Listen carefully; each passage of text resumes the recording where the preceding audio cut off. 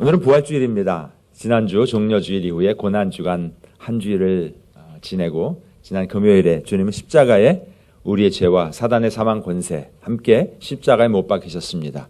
그리고 주님께서 이 아침에 새벽에 부활하셨습니다. 주님 부활하셨습니다. 우리 지울 수 있는 가장 밝은 표정으로 옆에 계신 분하고 한번 인사하시겠습니다. 우리 주님 부활하셨습니다. 주님이 부활하셨습니다. 주님 부활하셨습니다. 죽음을 이기시고 우리 주님께서 부활하셨습니다. 우리가 전할 수 있는 여러 좋은 소식들이 많이 있습니다. 그러나 내가 전할 수 있는 어떤 소식보다도 가장 기쁜 소식이 우리 주님께서 죽음을 이기고 부활하신 부활의 소식입니다.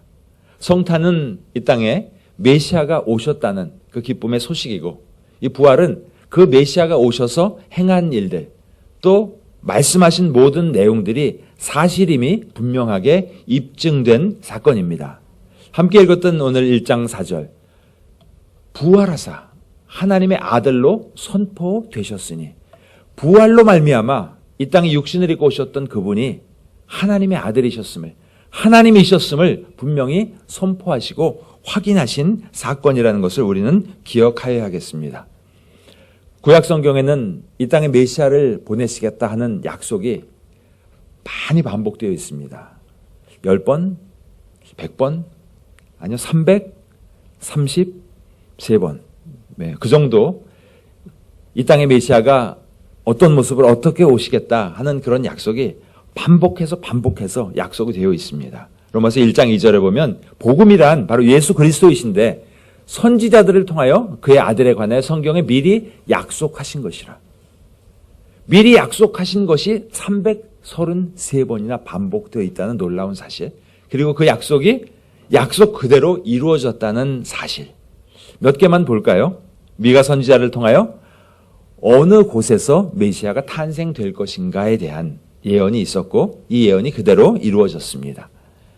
또 스가랴 선지자를 통하여 내 왕이 나귀를 타시나니 나귀 새끼를 타고 종려주일에 이렇게 입성하실 모습에 대한 내용이 기록되어 있었고 이 내용이 그대로 이루어졌습니다. 또 이사야서 53장 7절에 보면 메시아로 오실 그분이 어떻게 고난을 받으시고 우리의 죄를 대속하실 것인가에 대한 고난받는 종에 대한 예언이 이사야 선지자를 통해서 주셨고 이 말씀 그대로 이루어졌습니다. 참 어떻게 이렇게 예언이 그대로 이루어질까? 어느 분이 한번 학자가 연구를 해봤는데 예언에 관해서 예언하는 능력이 있어서 한 어머니가 아들을 낳는데 그 아들에 대한 내용을 예언을 합니다. 그런데 성별, 생년월일, 체중, 대학은 어떻게 이렇게 해서 8가지를 예언을 했는데 8가지의 예언이 그대로 적중할 확률이 제가 몇 번 말씀드렸죠? 그리 기억은 못하시죠? 10의 17승분의 1의 확률로 8가지가 이루어질 확률이 이렇습니다. 10의 17승분의 1이 우리에게 잘 다가오질 않기 때문에 이것을 다가올 수 있는 표현을 해본다면 미국 텍사스주, 우리나라보다 큽니다. 텍사스주 전체에 1달러짜리 동전을 전체에다 깔아놓고 60cm 높이로 첫 번째 동전을 표시해서 넣어서 다시 섞어서 두 번째 동전을 집었는데 첫 번째 표시했던 동전이네 할 확률, 그게 10의 17승분의 1입니다. 그럼 어떻게 표현할 수 있을까요? 쉽게 얘기하면 확률 제로. 그렇죠? 어떻게 그 많은 동전 중에서 첫 번째 고르고 표시하고 섞어서 두 번째 동전을 뽑았는데 그 동전이 다시 뽑힐 확률은 확률 제로입니다. 8가지를 맞힐 확률이. 그런데 구약 성경에 우리 예수님에 대해서 메시아에 대해서 몇 가지의 예언이라고요? 333가지의 예언이 그대로 적중될 확률은 확률적으로, 통계적으로는 제로입니다. 확률 제로를 확률 100%로 만드신 그분, 바로 하나님께서 하셨구나. 이것이 하나님의 약속이고 하나님의 약속이 하나님의 약속대로 그대로 이루어졌구나 하는 것을 우리는 알 수 있습니다. 이 성경을 계속 읽다 보면 어떻게 이 일이 이루어질까? 이렇게 되면 안 되는데, 위험한데, 끝나는데. 다윗을 통하여 하나님께서 약속을 주셨죠. 내가 내 몸에서 내 씨를 내 뒤에 세워 그의 나라를 견고하게 하리라. 이것은 다윗의 후손으로 이 땅에 메시아 예수 그리스도를 보내주셔서 하나님의 나라가 견고하게 세워질 것을 말씀하시고 있는 예언의 말씀입니다. 근데 요즘 통독 계속 하시죠. 통독 계속 하시다 보면 사무엘 상하, 열왕기 상하, 역대 상하 여기를 쭉 읽어보면서 불안한 사건들이 한두 개 있는 것이 아닙니다. 아브라함의 후손으로 다윗의 후손으로 이 땅에 근데 그 후손이 막 끊어질 것 같고 아들이 없는 것 같고 다 죽은 것 같고 포로로 끌려갔고 포로지에서 37년간 살다가 다시 풀려나는 일이 있지 않나? 어떻게 이렇게 기가 막힌 일들이 이렇게 이루어질까? 가만 보았더니 역사 여기서 하나님께서 우리를 구원하시기 위하여 하나님이 어떻게 일하시는가? 하나님의 이야기가 펼쳐져 나가는 것이 바로 역사이구나 하는 것을 우리는 알 수 있습니다. 그래서 history equal his story. 역사는 하나님의 이야기구나 하는 것을 우리는 분명히 알 수 있습니다. 오늘 부활주일에 주님의 부활이 과연 내게 주는 의미는 무엇인가? 부활주일은 그저 어릴 때 교회 가서 계란 하나 얻어먹는 그런 부활주일인가? 주님이 부활하셨기 때문에 그것이 나에게 어떤 영향을 미쳤고 그 주님의 부활로 말미암아 나는 어떻게 살아야 되겠으며 무엇을 할 것인가? 우리가 함께 고민하며 나갈 수 있는 이 부활의 아침이 되기를 주님의 이름으로 축복합니다. 우리 아까 불렀던 찬양의 그 후렴 부분이 영어로 Because he lives, I can face tomorrow. 내가 내일을 살 수 있는 용기 주님이 부활하셨기 때문에 살 수 있습니다. Because he lives, all fear is gone. 모든 두려움이 없어져 버립니다. 세상은 두렵죠. 그런데 부활하신 주님이 우리와 함께 계시기 때문에 우리가 능히 이 땅의 삶을 살아나갈 수 있다는 것. Life is worth living. 우리 삶이 가치가 있습니다. 왜냐하면 그분이 살아계시기 때문에 그리스도인으로서 이 땅에서의 삶이 하나님 앞에서 가치가 있는 삶입니다. 이 찬양을 쓰신 분은 그렇게 고백을 하셨습니다. 여러분이 만약에 이 찬양의 가사를 직접 작사를 하신다면 어떤 내용을 기록하시겠습니까? Because he lives. 주님이 살아계시기 때문에 나는 무엇을 어떻게 주님을 바라보며 살 것인가? 여러분 각자 이 찬송가 4절을 한번 써보시면 얼마나 은혜가 될까 좀 생각해 봅니다. 주님을 위하여 살았던 많은 사람들, 그들의 이름을 하나하나 열거하다 보면 사도 바울이라고 하는 사람의 이름을 결코 빠뜨릴 수는 없습니다. 그는 주님을 위하여 헌신적으로 온전히 삶을 드린 많은 사람 중에 한 사람.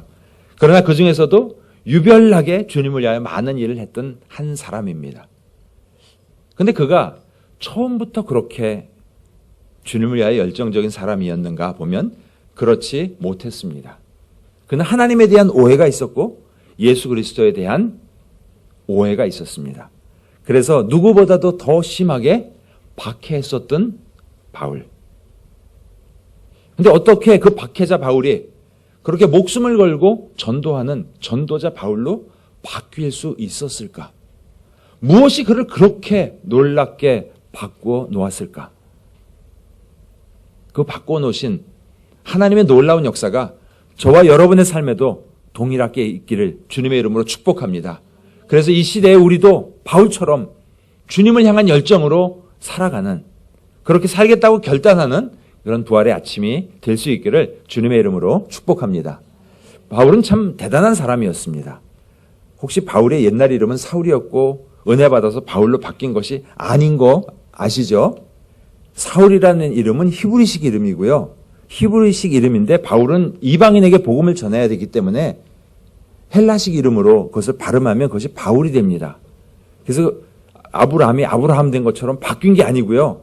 사울은 히브리식 이름, 바울은 헬라식 이름, 그게 바울입니다. 그래서 박해자일 때도 바울, 전도자일 때도 바울입니다. 바울은 어떤 사람이었는가? 유대인이었습니다. 그리고 가말리알 문화에서 율법의 엄한 교훈을 잘 배운, 머리로 하나님이 누구인가 율법으로 충만하게 잘 배운, 그리고 뿐만 아니라 하나님께 대하여 열심히 있는 그런 사람이었습니다. 이 가말리엘 문화에 대해서는 사도행전 5장에 보면요, 모든 백성에게 존경받는 그런 지도자였습니다. 그 밑에서 지적으로 참 잘 배운 사람이었습니다.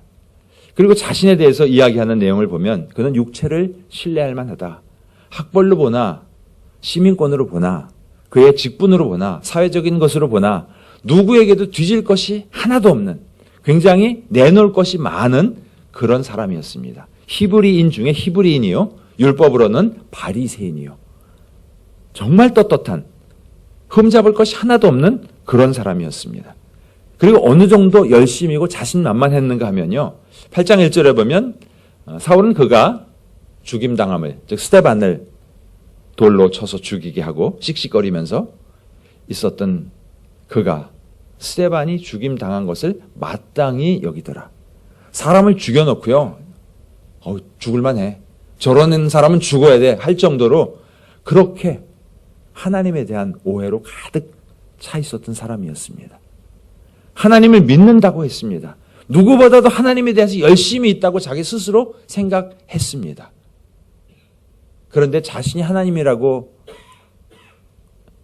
많은 이적과 직접 간접적인 메시지를 전한 예수님이 하나님이신 사실을 도저히 받아들이지 못하고 신성모독으로 생각하고 예수를 쫓는 모든 사람들을 저렇게 잡아 가두고 죽여야 되는 사명을 가지고 그것이 자기의 사명인 것처럼 이렇게 살았던 그런 바울이었습니다. 하나님에 대해서 내가 안다고, 하나님에 대해서 나는 열심이고 누구보다도 더 잘한다고 그랬지만 그는 하나님을 알지 못했습니다. 혹시 나는 어떻습니까? 우리는 대대로 하나님을 믿는 집안이고 하나님이 계신 것을 알고 하나님이 우리 집안을 이렇게 도와주셨고 하나님이 늘 함께 하시고 그렇지만 진정 그 하나님이 성경에서 말씀하시는 그 하나님이시라는 어떤 보장이 있습니까? 믿음의 대상이 잘못되면요. 집에다 정한수 떠놓고 비나이다 비나이다 하나님께 비나이다. 그렇게 될 수 있습니다. 자연을 바라보면서 숭배하는 그런 잘못된 길로 얼마든지 갈 수 있습니다. 사도 바울, 지금 이 시대에 어느 신학자도요, 그의 앞에 자기 학위나 배운 거나 뭐를 내놓을 수 없을 만큼 바울은 신학적으로 또 어떤 신분적으로 가말리엘 문화에서 배웠다는 것은 최고의 학부에서 공부를 했다는 것이죠. 또 그의 열심으로나 어느 누구에게도 뒤떨어지지 않는 하여튼 특별한 그런 인물이었습니다. 그러나 하나님에 대한 직접적인 이해와 만나지 못했기 때문에 그는 그렇게 엄청난 잘못을 범하고 살고 있었다는 것을 우리는 알 수 있습니다. 어떻게 하나님을 알 수 있을까? 우리는 하나님을 알 수 없습니다. 하나님이 직접 하나님이 누구이신가를 계시해 주시지 아니하시면 또 하나님께서 우리에게 믿음 주시지 아니하시면 우리는 이 하나님을 정확하게 알 수 없습니다. 감사하게도 하나님은 자신을 계시하시는 분이십니다. 자신을 알려주시는 분이십니다. 일반적인 자연현상을 통하여서도 하나님을 알려주십니다. 하나님을 알만한 것이 그들 속에 보임이라. 그가 만드신 만물에 분명히 보여 알려졌나니. 시편 19편에 보면 하늘이 하나님의 영광을 선포하고 어떻게 매일 아침에 해가 뜨고 저녁이면 달이 뜨고 계절이 바뀌고 이 모든 자연현상을 보면 하나님이 창조하셨고 하나님이 이것을 다스리고 통치하고 계시는구나. 이런 것을 일반 계시라고 이야기합니다. 그런데 이 일반 계시를 통해서는 그저 막연한 하나님에 대한 이해밖에는 안 되기 때문에 하나님은 좀 더 구체적으로 하나님에 대해서 알려주십니다. 모든 성경은 바로 이 하나님의 말씀을 통하여 하나님이 어떤 분이신가, 구원자가 어떤 분이신가에 대해서 우리에게 알려주고 계십니다. 이것을 특별 계시라고 하는데 이 특별 계시 중에 가장 정확하고 가장 확실한 내용이 바로 하나님께서 우리와 똑같은 육신을 입고 이 땅에 오셔서 우리가 사용하는 동일한 언어로 우리가 알아들을 수 있는 언어로 우리에게 전하시는 사건. 바로 말씀이 육신이 되어서 우리 가운데 오신 분. 요한복음 1장 1절만 같이 읽겠습니다. 태초에 말씀이 계시니라. 이 말씀이 하나님과 함께 계셨으니 이 말씀은 곧 하나님이시니라. 그 말씀이 3절에 보면 모든 것이 그분이 지으셨고 지은 것이 하나도 그가 없이는 된 것이 없느니라. 창조주이신 그분이, 말씀이신 그분이 1장 14절에 육신이 되어 이 땅에 오셨다는 바로 성육신하신 사건. 우리에게 정말 정확하게 하나님이 누구이신가를 알려주시기 위하여, 또 우리를 구원하시기 위하여 우리와 똑같은 육신을 입고 이 땅에 오셔서 행하신 놀라운 일들이 성경에 빼곡하게 기록이 되어 있습니다. 나와 아버지는 하나다. 말씀으로 하나님이심을 선포하셨고, 또 요한복음 11장에 보면 죽은 나사로를 살리신 내용, 아버지께서 나를 보내신 것을 그들로 믿게 하려 믿음을 주시기 위하여 나사로가 죽을 때까지 기다리셨고, 장사 지내고 무덤 속에 들어가 있은 후에 오셔서 나사로야 나오너라 부르셔서 예수님이 생명을 주관하실 수 있는 분임을 드러내셨습니다. 또 요한복음 14장 6절에는 예수님 자신이 길이요 진리요 생명이시라고 이렇게 선포하셨습니다. 마태복음 9장 2절에 보면 병자를 고쳐주시면서 내가 죄 사함을 받았느니라. 죄를 용서해 주실 수 있는 분임을 선포하셨고 또 증거를 함께 보여주셨습니다. 또 마가복음 14장 61절에 대제사장이 묻습니다. 내가 그리스도냐 했을 때 내가 그러다. 이 간접적으로 직접적으로 자신이 누구이신가에 대한 하나님이심을 직간접적으로 선포하셨고 또 행하신 놀라운 일들을 통하여 인간으로서는 하실 수 없는 죽은 자를 살리시는, 병자를 고치시는 그런 놀라운 이적들을 친히 행하셨습니다. 왜 그렇게 행하셨을까요? 자신이 하나님이심을, 자신이 구원자이심을 선포하시기 위하여 하셨습니다. 요한복음 14장 11절 같이 한번 읽겠습니다. 내가 아버지 안에 거하고 아버지께서 내 안에 계심을 믿으라. 그렇지 못하겠거든 행하는 그 일로 말미암아 나를 믿으라. 예수님의 초점은 우리가 믿음을 갖기를 원하셨습니다. 믿으라, 믿으라.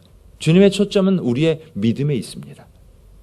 첫 번째는 아버지가 내 안에 거하고 아버지께서 내 안에 계심을, 즉 예수님의 하나님이심을 말씀을 통해서 깨닫고 믿으라. 그런데 말씀만 가지고 믿지 못하겠거든 행하는 그 일로 말미암아 주님이 행하신 놀라운 일들, 죄를 사해 주시고 병자를 고치시고 죽은 자를 살리시는 그 놀라운 일들을 보고 믿으라고. 그런데 사람들은 어떻습니까? 조금 더 확실한 거 보여줘, 증거를 보여줘, 그런 이야기를 많이 하죠. 그런 자들에게 누가복음 11장 29절에 주님이 이렇게 말씀하십니다. 무리가 모였을 때 예수께서 말씀하시되 이 세대는 악한 세대라 표적을 구하되. 여러분은 어떻습니까? 표적을, 하나님 살아계신 증거 좀 대봐. 하나님이 살아계신데 왜 이런 일이 있어? 왜 이렇게 무고한 사람들이 죽어야 되고 왜 지진이 일어나야 되고 하나님이 살아계신다는데 살아계신 증거 대보세요. 그 시대나 이 시대나 사람들은 표적을 구합니다. 그런데 주님은 어떻게 말씀하시죠? 요나의 표적밖에는 보일 표적이 없다.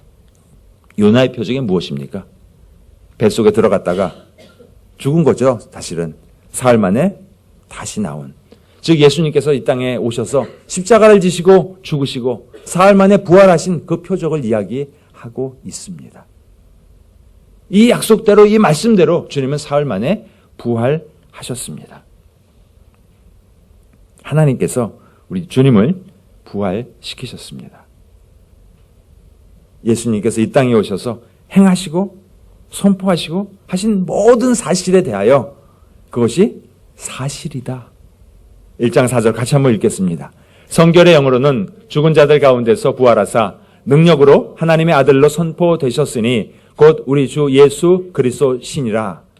하나님의 아들로 선포되셨으니, 이것을 잘못 해석하면요, 과거에는 하나님의 아들이 아니었는데 부활했기 때문에 하나님의 아들로 입양이 됐다, 그게 아니고요. 그 전에나 영원 전이나 하나님이셨고 성자셨는데 부활하심으로 말미암아 그것이 declared, 맞잖아, 하나님이셨잖아 하는 것을 선포하신. 바울이 생각하기에 예수 그분은 누구셨을까요? 이단이었죠. 사람이 자기가 육신을 입고 와서 어떻게 자기가 하나님이라고 이야기하는. 그래서 예수 그리스도를 믿는 자들을 다 잡아 가둬야 됐고 심지어 죽여도 죽음이 마땅하다고까지 선포했던 그 입술을, 똑같은 입술을 가지고 그분이 누구시라고 선포하고 있습니까? 우리 주 예수 그리스도시라고 선포하고 있습니다. 바울은 그 선포에 걸맞는 삶을 주님 앞에 올려드렸다는 사실. 여러분은 예수님을 누구라고 고백하십니까? 주 예수 그리스도라고 고백하시죠? 아니신가요? 여러분은 예수님을 예수 그리스도시라고 고백하시죠? 나의 주라고 고백하시죠? 아멘. 그렇다면 사도 바울이 그렇게 살았던 것처럼 우리의 삶도 사도 바울의 삶과 같은 그런 열매가 드러나야 되는 것은 아닐까요? 왜 부활하심으로 말미암아 그분이 하나님이심을, 하나님의 아들이심이 확증된 것인가? 왜 declared, 그렇게 선포될 수 있는 것인가? 성경에서 로마서의 3장에 보면 세상에 의인은 하나도 없고, 즉 죄를 안 지은 사람은 하나도 없기 때문에 모든 사람이 다 죄인이고 결국은 그 죄로 말미암아 우리가 죽을 수밖에 없는 존재다라는 것을 말씀하고 있습니다. 그래서 히브리서 9장 27절에도 한 번 죽는 것은 사람에게 정하신 것이요. 예, 우리는 죽을 수밖에 없는 그런 존재입니다. 그런데 주님은 그 죽음을 이기셨다는 사실, 그분은 죄가 없으시다는 사실. 히브리서 4장 15절 같이 한번 읽겠습니다. 우리에게 있는 대제사장은 우리의 연약함을 동정하지 못하실 리가 아니요 모든 일에 우리와 똑같이 시험을 받으신 이로되 죄는 없으시니라. 모든 사람이 죄인이라고 했는데 사람인데 죄가 없다? 그렇다면 이분은 하나님이심이 바로 입증된 것입니다. 죄 없으신 그분, 부활로 말미암아 그분은 죄가 없으시고, 그러면 십자가에 달린 것은 무엇인가? 예수님 자신의 죄 때문에 십자가에 달리신 것이 아니라 온 인류의, 우리의 죄, 사단의 사망 권세를 십자가에 못 박으시고 하나님은 예수님을 부활시키셨습니다. 지금도 하나님 우편에서 우리를 위하여 기도하고 계시는 그분, 바로 부활을 통하여서 요나의 표적밖에는 보일 것이 없다 하신 그 말씀을 그대로 하나님은 보여주셔서 예수 그리스도의 부활로 말미암아 주님이 선포하신 모든 말씀들이 사실임을, 그분이 어떻게 그런 놀라운 일을 행하실 수 있었을까? 그분이 하나님이셨기 때문에 행하실 수 있었다라는 것이 분명하게 입증된 그런 사건이 바로 부활입니다. 사도 바울, 그는 예수님을 만나지 못했었습니다. 그래서 계속해서 핍박하고 예수님에 대한 오해, 하나님에 대한 오해로 가득했습니다. 그러나 그가 예수 그리스도를 만나고 그의 삶은 이제는 박해자가 아니라 전도자로, 사도로 삶이 바뀌었습니다. 사도행전 9장 5절 같이 한번 읽겠습니다. 대답하여 주여 누구시니까? 이르시되 나는 내가 박해하는 예수라. 그는 바로 부활하신 주님을 만났습니다. 누구십니까? 내가 박해하는 예수라. 사도행전 22장 8절과 10절에 보면요, 사도 바울이 자기 간증을 길게 하고 있습니다. 그 간증 가운데요, 그가 주님한테 두 가지의 질문을 드렸다고 그는 기록하고 있습니다. 22장 8절. 주님을 만났을 때 Who are you? 당신은 누구십니까? 나는 내가 핍박하는 예수야. 22장 10절. 두 번째 질문을 그는 주님께 드립니다. What shall I do? 내가 무엇을 하리이까? 주님을 만나고 그는 주님 앞에서 어떻게 무엇을 하며 살아야 될지를 주님 앞에 물었습니다. 그때 주님은 그가 무엇을 하며 살아야 되는지 그의 인생의 앞길을 그에게 알려주셨고 그 인도하심 앞에 그는 평생 순종하며 복음을 전하는 전도자로 그의 삶을 올려드렸던 것을 성경은 기록하고 있습니다. 오늘 본문 가운데 사도 바울의 입술에서 이 고백, 그분이 우리 주 예수 그리스도이시다. My Lord and Savior. 이 놀라운 고백을 사도 바울은 하면서 그 구원에 대한 감사 때문에 Who are you? 이 질문에서 멈춰 있을 수 없었습니다. What shall I do? 나는 무엇을 하며 어떻게 살아야 되겠습니까? 하는 그 질문을 드렸고 주님은 그 질문에 답을 주셔서 너는 이방을 위하여 택한 나의 그릇이다. 나는 하나님의 부르심, 그 앞에 순종하며 삶을 드리게 되었습니다. 어떻게 그가 핍박자에서 이렇게 그분이 My Lord and Savior 이런 고백을 할 수 있었을까? 바로 그 안에 성령께서 고린도전서 12장 3절에 성령으로 아니하고는 누구든지 예수를 주시라 할 수 없다.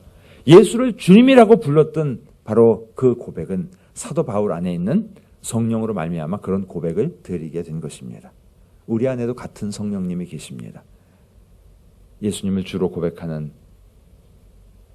우리 믿음의 생활 가운데 혹시 아직 두 번째 질문을 여러분 주님 앞에 드리지 않으셨다면 오늘 부활 주일이 지나기 전에 꼭 주님께 그 두 번째 질문을 꼭 여쭤보시기 바랍니다. 주님이 누구이신지 여러분 아마 물어보셔서 주님이 You're my Lord and Savior, 나의 구세주이시고 그리스도이십니다. 아나 그 고백까지는 하셨습니다. 그렇다면 거기서 멈추지 마시고 더 나가셔서 What shall I do, Lord? 주님, 내가 무엇을 해야 합니까? 홍콩에서 살면서 아니 하나님이 어디를 보내시든 나는 무엇을 하며 주님 바라보며 살아야 되겠습니까? 우리 아까 찬양으로 고백했던 그 찬양의 영어 가사 Life is worth living just because He lives. 주님이 살아계시기 때문에 내 삶에 의미가 있습니다. 그럼 무슨 의미입니까? 돈 버는 의미입니까? 오래 사는 의미입니까? 자녀 잘 되는 게 의미입니까? 물론 다 필요하지만요. 나의 삶이 주님 앞에서 어떤 의미가 있게 올려드려질 것인가? 여러분 주님 앞에 물어보십시오. What shall I do, Lord? 그럼 주님은 여러분 한 사람 한 사람에게 정확하게 맞는 길로 인도해 주십니다. 혹시 신학교 가라고 아까 걱정되신다고요? 아니요, 걱정하지 마세요.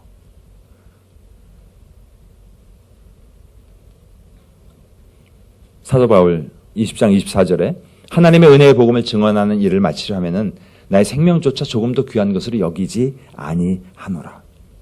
그 사명이 얼마나 소중하고 얼마나 가치 있는 것인가를 깨달았기 때문에 그는 생명조차 조금 더 귀한 것으로 여기지 않는다는 고백을 감히 하나님 앞에 드릴 수 있었다는 사실.